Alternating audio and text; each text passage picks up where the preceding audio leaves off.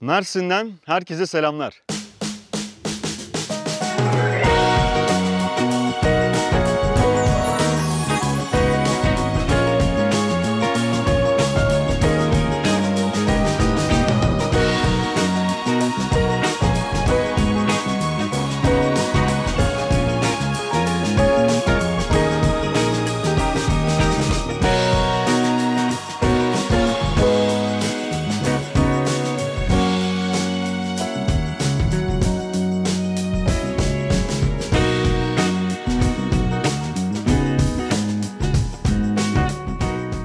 Üç gün boyunca Mersin'de olacağız.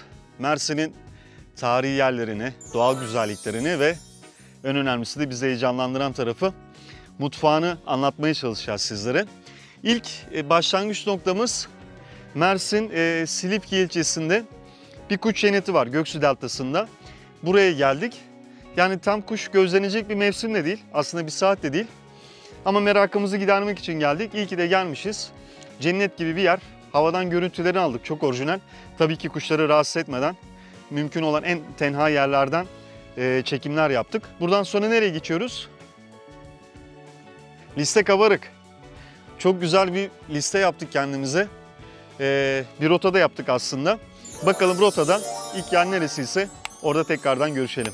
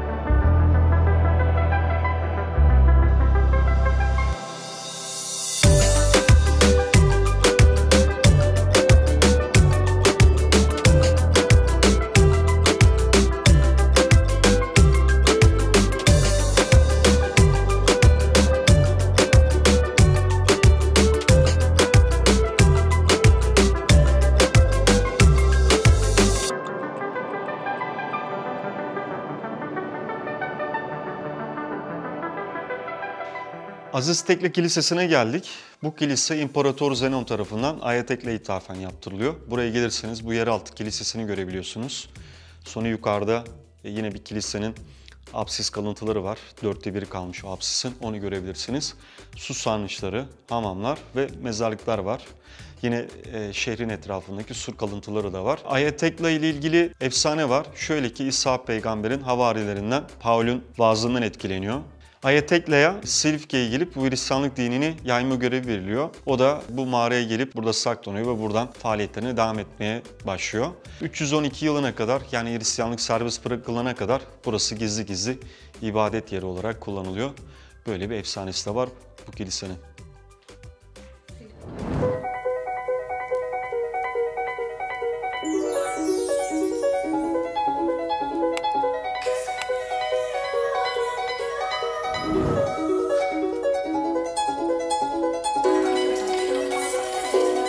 Burayı bitirdik.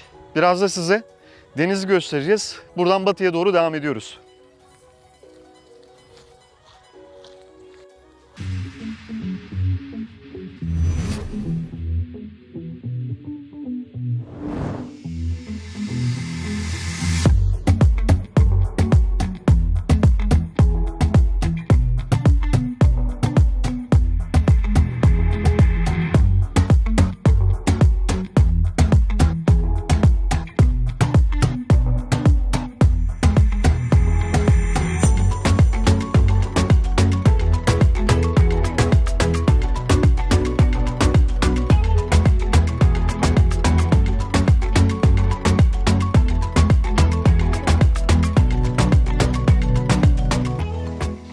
Silifke'den batıya doğru devam ettik. Ayettekle Kilisesi'ndeydik. Onu da geçtik. Boğsak koyuna geldik. Boğsak ve hemen yanında İnce Eğribük. Evet, Boğsak ve Eğribük koyları zaten yan yana. buranın meşhur koylarından. Yani farklı bir koy alternatifi arıyorsanız bu koylar sizler için güzel olacaktır. Burası eski bir balıkçı köyü. Havadan çekimlerde de gördüm. Burası da Boğsak Deresi'ymiş. Bu derenin içerisinde balıkçı tekneleri var. Buradan hatta şu an av saatleri yaklaştı sanırım. Teker teker limandan ayrılıp denize doğru açılıyorlar.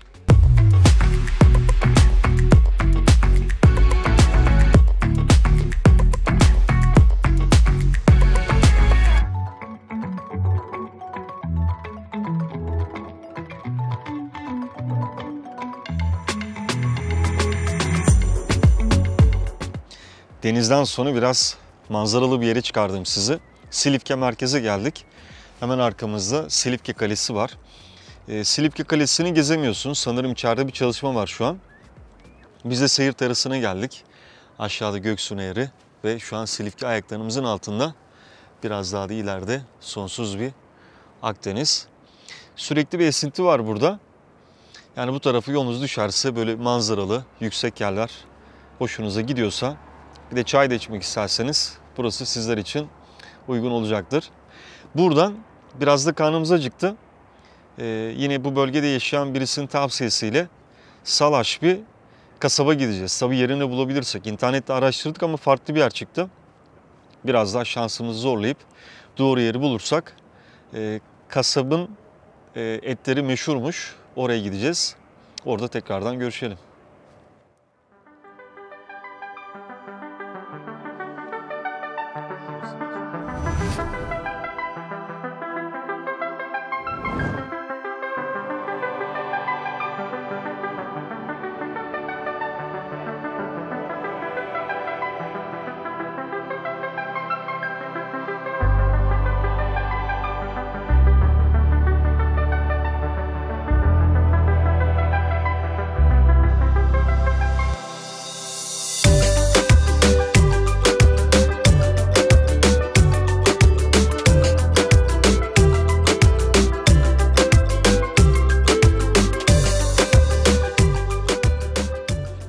Akşam yemeği için lezzetli bir yere geldik.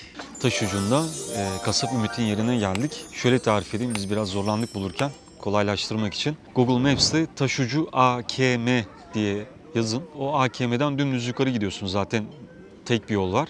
Yaklaşık 4 kilometre gittikten sonra bir köyü geçiyorsunuz, hemen sağda. Zaten bacası tutuyor. Biz de baca dumanından tahmin ettik buranın doğru yer olduğunu. Şöyle söyleyeceğim, kısa ve net söyleyeceğim. Çok lezzetli. Uzun zamandır böyle güzel bir et yememiştim.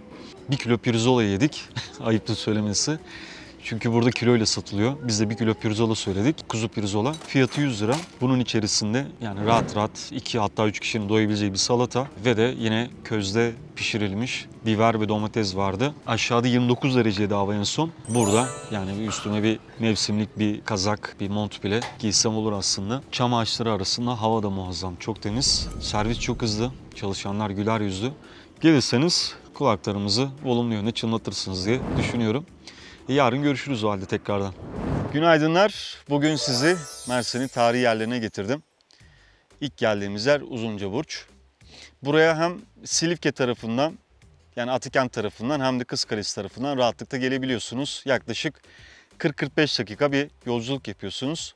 Ama geldiğinizde kesinlikle değer. Burasının tarihiyle ilgili bilgi vereyim size. Roma döneminde 72 yılında özellik almış ve para basan bir kent haline gelmiş. Türkler de buraya yerleştikten sonra o uzun sütunlardan etkilenip burasının ismine Uzunburç demişler. Buradan sonra rotamız üzerinde Olba Antik Kenti var. Olba Antik Kenti de bir vadiye kurulmuş. Yine bu hat üzerinde Olba Antik Kenti'nden ileri devam ettiğinizde de yani yaklaşık bir 10 kilometre kadar gittiğinizde Cambazlı Kilise'ye ulaşıyorsunuz. Bu kilise de yine 5. yüzyıla ait bir yapı. Yine kilisenin etrafında kaya mezarları ve buna benzer tarihi yapıların izlerini de görebiliyorsunuz. Buraya gelmek için Atakent'ten Silifke'ye doğru yola çıktık. Biraz yol kat ettikten sonra sağdan yukarı doğru Toroslara tırmanmaya başladık. Bu arada aşağısı oldukça sıcaktı. Burası rakım yükseldiği için oldukça serin. Yani yaz döneminde sıcaktan da kendinizi uzaklaştırmak için aslında güzel bir yöntem olabilir bu tarihi yerleri gezmek. Yani buraya gelene kadar o kadar çok tarihi yapı vardı ki yani hepsine uğrasak yani burada bir 3 gün falan vakit geçirmemiz gerekti. Sadece şu küçük alanda dahi Yani her yerde tarihin izleri var. Biz de en önemlilerine geldik. Yani Uzuncaburç, işte Olba Antik Kenti ve Cambazlı Kilise.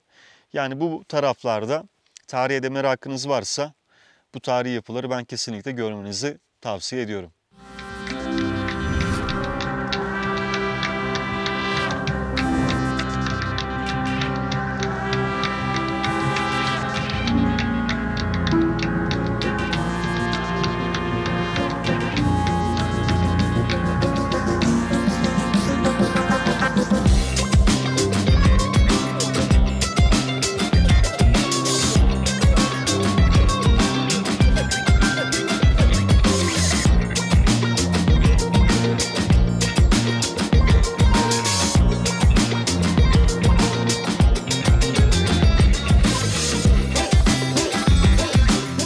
Cennet ve Cehennem obruklarını getirdim size. Burası tavan yapısının çökmesiyle oluşan, doğal yollarla oluşan 2 tane obruk. Bunlardan cenneti inilebiliyor. Cehennem çok dik olduğu için inilemiyor. Cennet obruğuna geldik biz de. Obruğun şu an neredeyse en alt kısmına kadar geldik diyebilirim. 452 tane basamak iniyorsunuz buraya ulaşmak için. Geldiğinizde yine Meryem Ana Kilisesi var burada. 5. yüzyılda yaptırılmış. Meryem Ana ithafen dinler birisi tarafından yaptırılıyor bu kilisede. Hatta son olarak cami olarak da kullanılmış. Yukarısı çok sıcaktı. Aşağı indik. Bir anda soğudu hava ve nemli. 65 yaş ve üstü buraya asansörle inebiliyor. Yani inmesi kolay ama çıkması epey zor olacak diye tahmin ediyorum. Aşağı doğru devam edeyim ben biraz daha.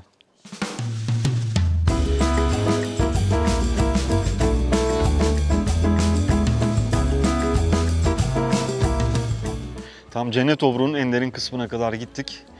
70 ile 135 metre arasında değişiyor obruğun derinliği. Ben daha önce böyle heybetli bir obruğun içerisine girmemiştim. Hakikaten dilim tutuldu. Yani şu suların damladığı yerden itibaren etkilenmemek elde değil. Aşağı indikçe heybetini daha fazla anlıyorsunuz. Yukarıda şu an en son hava 28 dereceydi. Bakın şu an konuşurken ağzımdan buhar çıkıyor. Aşağısı burası o kadar soğuk ve nemli. Cehennem obruğuna da geldik. Burası çok dik olduğu için aşağı inemiyorsunuz. Böyle bir platform yapmışlar. Platformun ucunda da cam var. Direkt aşağıyı görebiliyorsunuz. Yine buraya geldiğinizde hemen zaten aracınızı şu karşıya park ediyorsunuz. Buradan görebiliyorum. Aracı park ettiğiniz yerin solunda Zeus Tapınağı ve kilise var. Buraya kadar gelmişken onları ziyaret etmeyi unutmayın. Burası çok derli toplu bir alan. Yani önünden araçla ben çok kez geçtim ama ilk defa içerisine girip gezme fırsatım oldu. Hem doğal yapılar çok ihtişamlı, çok görkemli. Etkileniyorsunuz girdiğiniz andan itibaren. Etrafta çok düzenli. Çok güzel dizayn etmişler burayı. Yine bir şeyler içebileceğiniz, deneyebileceğiniz bir kafeterya var. Aslı Mağarası var yakında. Aslında yürüyerek de gidilebilir ama biz vakit kaybetmeyelim diye araçla gideceğiz. Orada görüşelim tekrar. Cennet Obruğu'ndan 400 metre güneybatıya geldik ve ulaştığımız yer Dilek, diğer ismiyle Aslı Mağarası. 200 metre uzunluğunda burada galeriler var.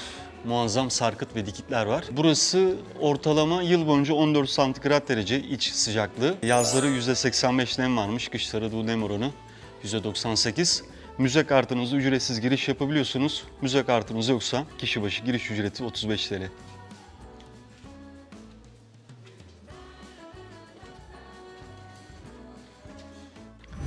Güzel bir gün geçirdik. Tarihi yerlerine dokunduk Mersin'in. Aslında Mersin diyorum ama biz daha ziyade Erdem ve Silifke tarafındayız. Atakent, Susanoğlu ve Kız Kalesi tarafındayız daha ziyade. Kiliselere gittik, tarihi yerlerini gördük. Cennet, Cehennem obruklarını gördük, çok etkileyiciydi. Astım, Dilek Mağarası, o da çok güzeldi ve karnımız acıktı.